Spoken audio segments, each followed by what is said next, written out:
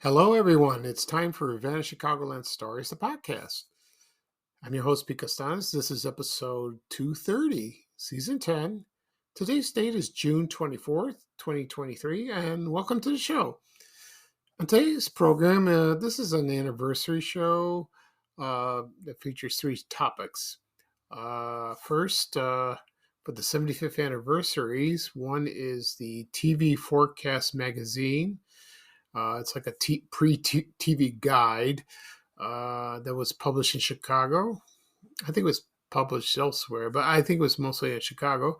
I'll talk a little bit about that. Also, it's the 75th anniversary of the Ed Sullivan Show. I'll talk about my memories of that show. And the third is the 65th anniversary of the last streetcar that ran in Chicago. And I'm going to clear up a couple things about that. I'll get to that soon. But first, the program will go into a commercial break. This program is brought to you by Aquafilter. I think you remember this from the 70s and 80s where you stick it at the end of your cigarette trying to quit. So here's a commercial from 1974. And when I come back, I'll discuss a little bit about that product. Okay, so sit back and relax, and I will return. Thank you, everyone. You're watching a man who wants to quit smoking every time he lights up a cigarette. And he should quit. If you're one of these people who find it difficult to quit smoking, until you can quit, use the disposable Aquafilter. Moisturized Aquafilter reduces an average of 75% of the tars and nicotine, reduces heat and cools the smoke, regardless of brand. Until you do quit, at least use Aquafilter.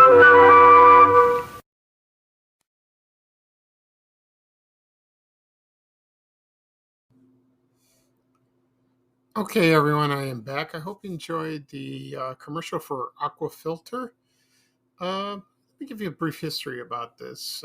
There's not much there's not much information about it. I remember watching the commercials on TV during the 70s and 80s where, smoking's bad for you, and they try to find ways to help you quit.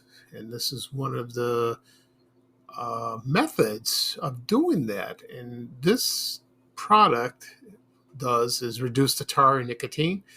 You attach it to your cigarette at the end, and when you light it, I think when you light the cigarettes and then you try to inhale, that reduces the tar, like it reduces the tar and nicotine, just like I said. And it came in a pack of 12. I used to see these all the time in the drugstores in Chicago. Walgreens, Osco, Super X Drugs, Little Bucky, any like that. It's still around. I haven't seen it lately, when I go shopping. But you can order it on Amazon.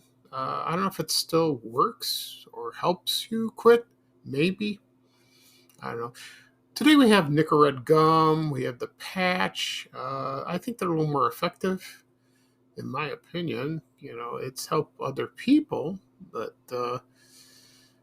and also there's cold turkey. It helps a lot. That's tough. It's hard to quit because it's a filthy habit. And I've seen people, they have quit. People have smoked. I tried smoking when I was younger. And I stopped. And so, my advice is don't start it. No, don't do that. So no. Okay. All right. At the beginning of the program, I said I was going to talk. I said I was going to do an anniversary show, and it's about the TV Forecast magazine that was published in Chicago. Also, it's the 75th anniversary. I think I said that, and also for the Ed Sullivan Show and the 65th anniversary of the last streetcar that ran in Chicago. Before I get started, I want to mention one thing. I've been restarting my exercise program. I'm walking again, so that's great. Not every day, practically every day. Yesterday I did about 70 laps. I usually do 60 laps around the driveway walking. And, I'm very comfortable with that. I could go around the block to a park or to a gym or to the mall. Someone asked me that. I think I talked about this before, but I'm comfortable at home because you never know I have to go to the bathroom because of a medical condition. But the weather's been cooperating.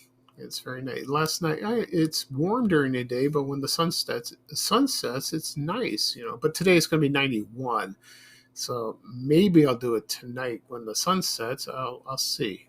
But I was dog tired.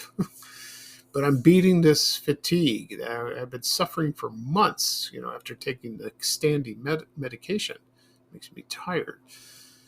And it's working.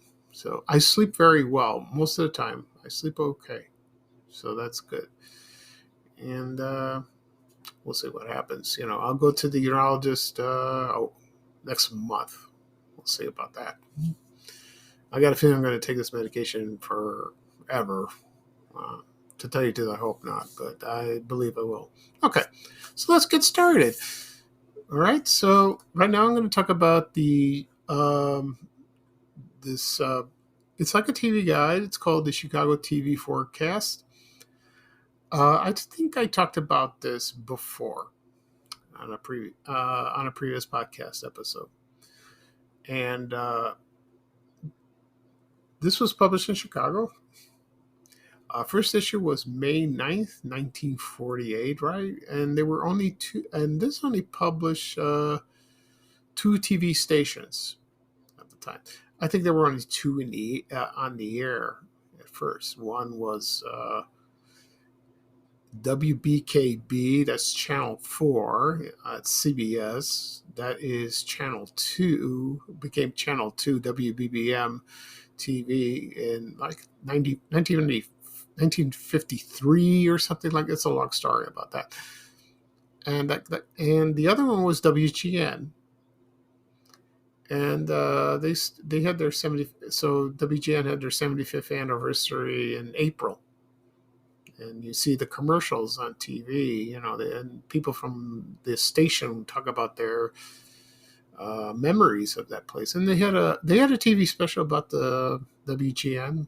A couple of months ago. It was pretty good.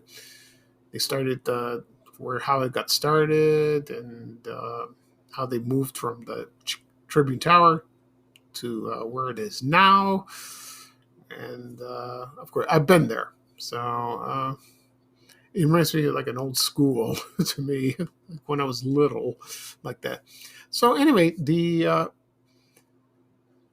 first it was called the Television Forecast. Okay, and later it was named TV Forecast. So this is based on an episode, not an episode, a website called episodes.com. And sometimes the printing inside was black and white, but sometimes the covers were in color. And the first issue showed the Chicago Cubs, where they started airing on television, WGN, which is kind of cool. That issue is kind of rare.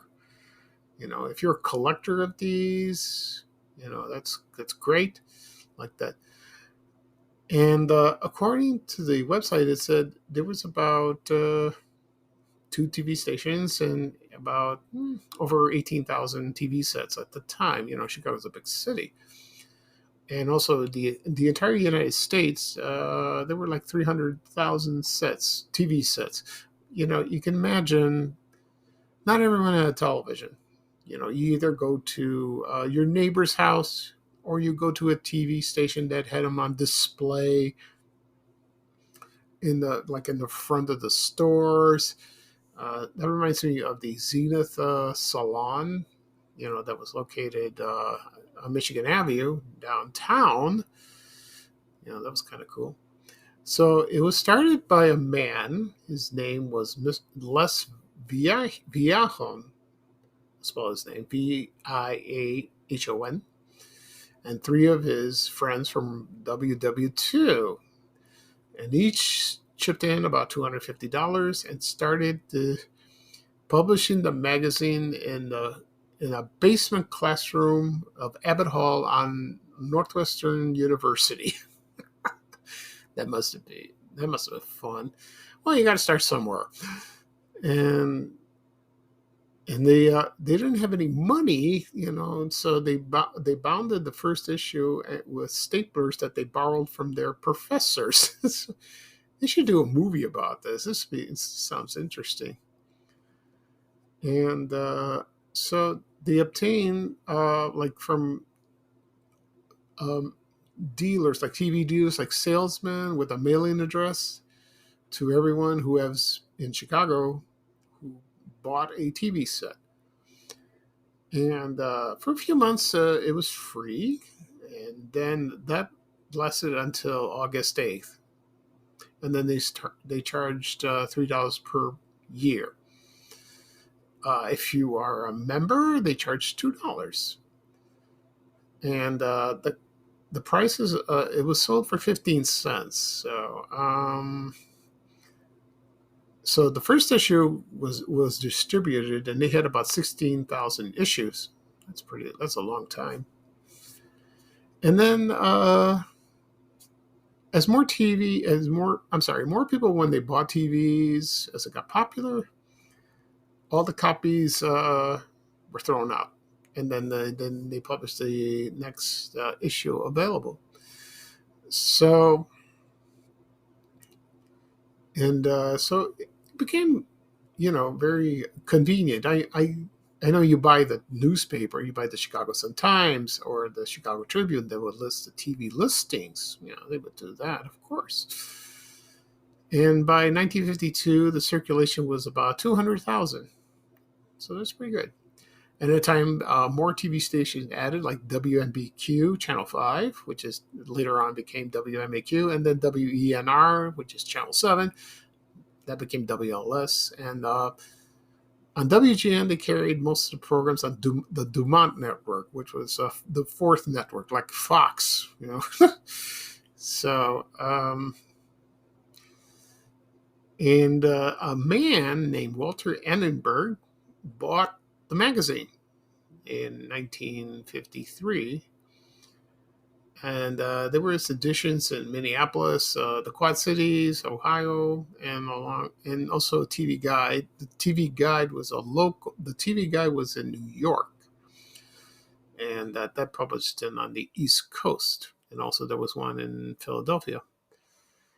And so the last issue of that was in April 1953, and so there was about 256 issues of Television Forecast magazine. I did a video on YouTube, and I put all the covers on it, and it took a while for me to put it together. You can find it if you go to my YouTube channel under my name, P. Costanis. You can find all the covers. They are still sold on eBay. You do find them. Like I said before, the first one is kind of rare and probably costs a lot of money, like that. But it's kind of cool. These are nice, and they showed on the covers. They showed all these TV stars from the past. Even local celebrities, like for example, Irv Kupsant or Kukla Fran Anali. They had one with Tutan Baker, Howdy Doody, Super Circus with Mary Hartline, also national celebrities like Lucille Ball, Gene Autry, Ozzie and Harriet, I believe, and Frank Sinatra, Martin and Lewis, all these people, and it's wonderful. So that was fun. When I compiled the video, that was a lot of fun doing that. I really enjoyed it. That. So if you want to watch the video, help yourself. Because I did that video about a few years ago. I forgot. It seems forever. It's like that. Of course, television forecast later became TV forecast, turned into TV guide. And I bought the first TV guide in December 2020 as a Christmas gift to myself. I found it and I got it. That was the one issue I was missing. I collect them, not all of them. I don't collect all of them, but I wanted the first issue, and that featured Desi Arnaz Jr. when he was born, and there was Lucille Ball in the corner, right? You can see that. But it was the Chicago edition, so I'm very pleased about that. Okay. So enough of that. Right now, I'm going to talk about Ed Sullivan. I'm going to talk about his show, and of course, him. This was a staple on Sunday nights. A lot of people from the late 40s to the early 1970s watched this show. And they were just, they loved it. They really did. And give you a little history of that. And it ran from Sunday night from 7 to 8 Central Time. And first, it was not called the Ed Sullivan Show. It was called the Toast of the Town. And that title was from 1948 to 1955. And then they changed it to the Ed Sullivan Show. And of course, Ed Sullivan was the host. And I think he was there practically every Sunday. I don't know if he missed. He probably did. I read somewhere he was in a hospital sometime, but he did host every show, and he introduced acts, singers, comedians, circus acts, dog acts, anything, entertaining opera singers, all kinds. Ballet, even it was a variety show, and then also Ed Sullivan presented ex-vaudevillians on the show, from the old days, like in the 20s. He did that, and the first show first aired on June 20th, 1948, and it was Dee Martin, Jerry Lewis, also with a singer named Monica Lewis. She's famous for the Chiquita Banana song. And also composes Richard Rodgers and Oscar Hammerstein II. So, Rodgers and Hammerstein. And they previewed the score of their new show, South Pacific, which is a big hit at Broadway. And the sponsor was the Lincoln Mercury Division. It was the Ford company, he did that. And that was performed. First, it was originally performed live, and then at a studio in New York, and then they moved it to the Ed Sullivan Theater, which is now, remember, David Letterman did his show there. I heard when David Letterman, when he hosted his show from NBC to CBS, and then he went to the Ed Sullivan Theater. He always, the theater was cold all the time. He preferred it that way. So if you had tickets and went to see him, you bring a jacket like that. Okay. And, of course, his famous recurring characters was, of course, Topo Gigio. He was a little Italian mouse, and he was with ventriloquist Senior Wences. He was a cute little mouse. He was introduced in December 9th, 1962. He's the guy who had a hand go side-eyed, like that. He would talk like that. I remember watching that. One of the famous shows that Ed Sullivan did was The Beatles. I think it was February 9th, 1964. They were brought here in America, and they performed. I think they performed 2 shows, and the audience went nuts. Especially the girls. You couldn't really hear them perform because they're screaming like that. I didn't see it originally because I was an infant. My mom watched it, and she didn't understand what the heck was going on. So she told me a funny story. One time she went to the grocery store where we lived in South Shore, and there was a record store or like a dime store, and once they played a Beatles song on a phonograph on a record player, the girls went crazy. Oh, she didn't understand what was going on. Someone had to explain to her. Anyway, yeah, so the Beatles performed. It got huge ratings, and that's what people most remember by that. The Beatles performing, and also they were the Muppets that performed there before they went into Sesame Street and like that. Of course, there was controversy. Excuse me. Also, comedians, they or the Doors, you know, like that. And also I have a DVD at home. It's the best of Ed Sullivan, and it has all the most of the popular performers at the time in the 50s and 60s, like Elvis Presley, Diana Ross and the Supremes, the Doors, the Rolling Stones. I don't know if the Who performed, maybe all that, or Tom Jones, Petula Clark, all that. It's kind of cool seeing all that. So that's great. Some of it's in black and white, some of it's in color. The color show started in 1965, all the way to the end. Okay. Right now, I'm going to play the introduction of the Ed Sullivan Show. When I come back, I'll talk about the ending of the show, how it ended. Okay? So sit back and relax and enjoy. Thank you, everyone.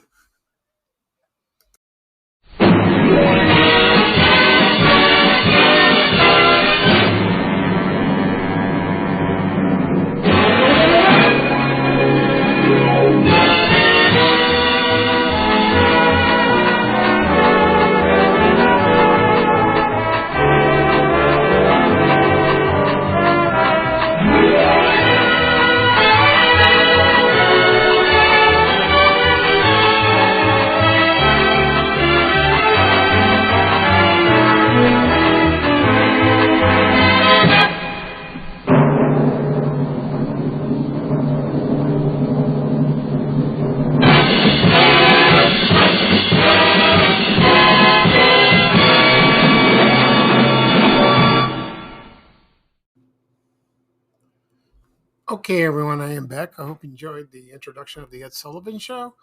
The show ended on March 28th, 1971. I talk a little bit about Ed Sullivan, the host. He was a syndicated columnist first for sports, entertainment. He worked for the New York Daily News and also the Chicago Tribune, and I like what he said, like on the show, he said, a really big shoe. A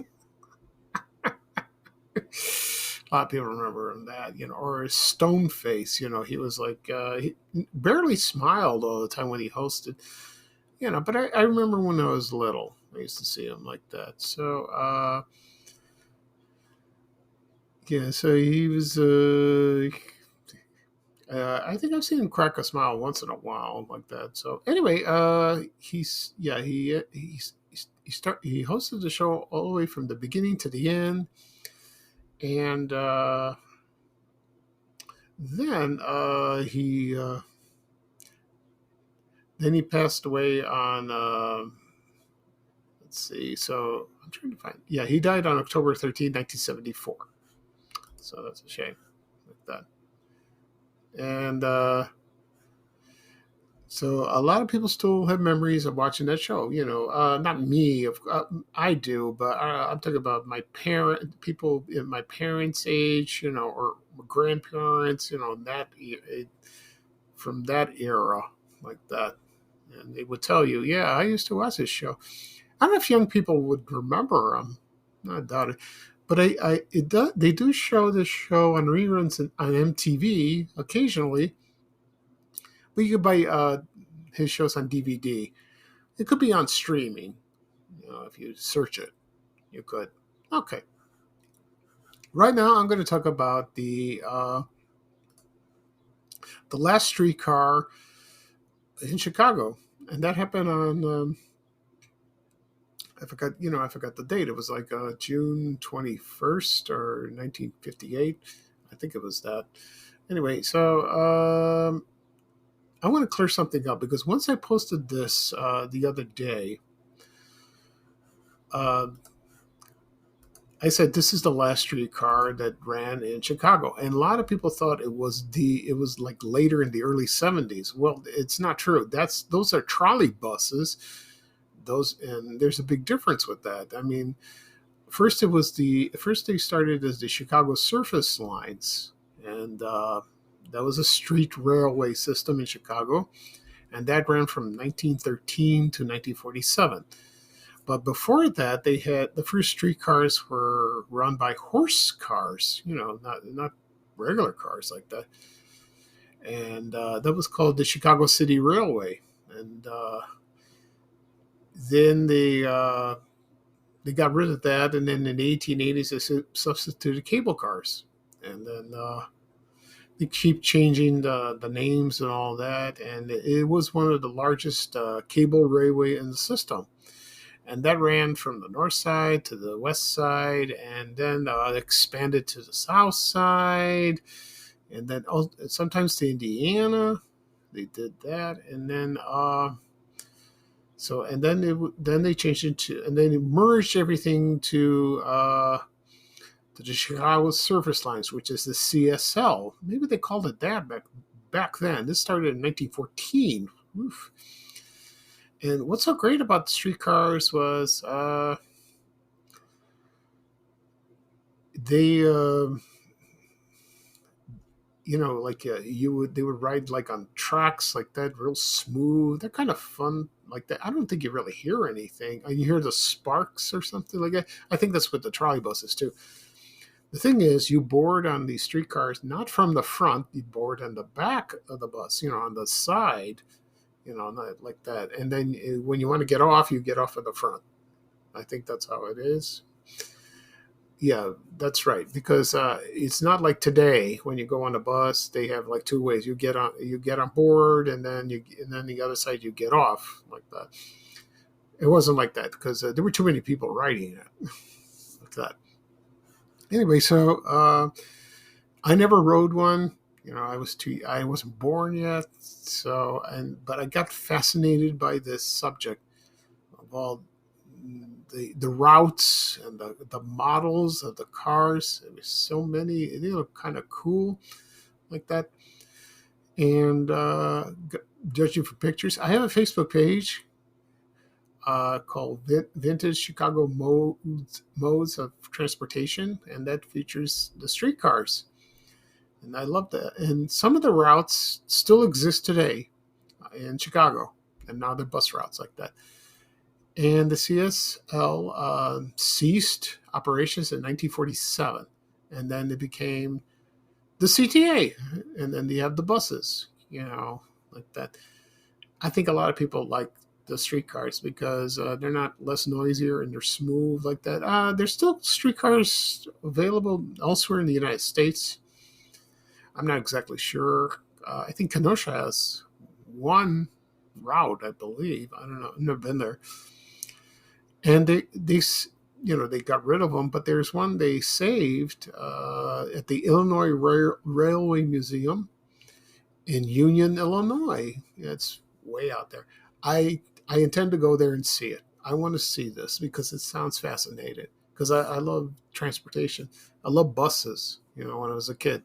Especially CTA, like the old flexible, the old propane one that made a lot of noise, and the green colors. Oh, it's great.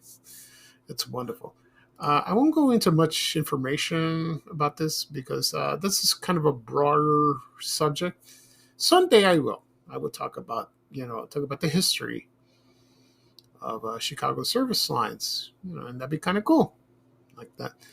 So I posted a photo of that yesterday. There was a streetcar that headed to Riverview Park, the amusement park that was located on the northwest side. Yeah. So, of course, like I said before, they expanded to, they had them on the north side, they had them on the south side, and the last one was on June 21st, I believe, 1958, where it was a route number 22. It was the Clark route, and it became Vincennes, I think, and they show a picture of it, like the last streetcar. And when like I said, they said, no, that went later. Some people said that they got confused. It's not that. It's the last with trolley buses. This is a streetcar like that. The trolley buses rode maybe once or twice when I lived on the south side, and my mom and dad and my family, we traveled by buses most of the time. My parents didn't drive. We rode on that. One was the Fullerton bus. One was the Diversity bus. We went to a Greek festival in Holy Trinity. It was a Greek church. It's on Diversity, west of Austin. It's not there anymore. They moved to Schiller Park. And we rode that, and it was kind of like the Green Hornet, like that. They all called that the Green Hornet. Some of them were like that. It was nice, like that. People have fond memories of that. I'll talk about that someday. The trolley buses too. Okay. So I apologize for that. So that's the end of the show. I'll do a quick recap of what I discussed. I talk about the 75th anniversaries of the TV Forecast magazine that was published in Chicago. Also the Ed Sullivan Show, hosted by Ed Sullivan, and also the 65th anniversary of the last streetcar that ran in Chicago. And this program, this program will be published, the podcast that is, will be published later on. It'll be available wherever podcasts are. Apple Podcasts, Google Podcasts, Spotify, Amazon Music. Also be published on my YouTube channel, Vanish Chicagoland Stories, also on my social media accounts, Facebook and Twitter. Please subscribe to all of them, when you have access. And also my blog, vanishchicagoland.blog. Okay. So that was fun. So anyway, this is Pete Costanis, your host of Vanish Chicagoland Stories, the podcast. Thank you for joining me. I had a good time. Probably do another podcast episode Tuesday. We'll see. Probably. And so just take it easy for this weekend. It's hot today. Just relax, Well, we'll see. All right. So everyone have a great day. Here's bye-bye for me, and here's Ray Rayner singing a little traveling music saying bye, bye, bye. Take care, everyone. So long. We have to go. Bye, bye, bye.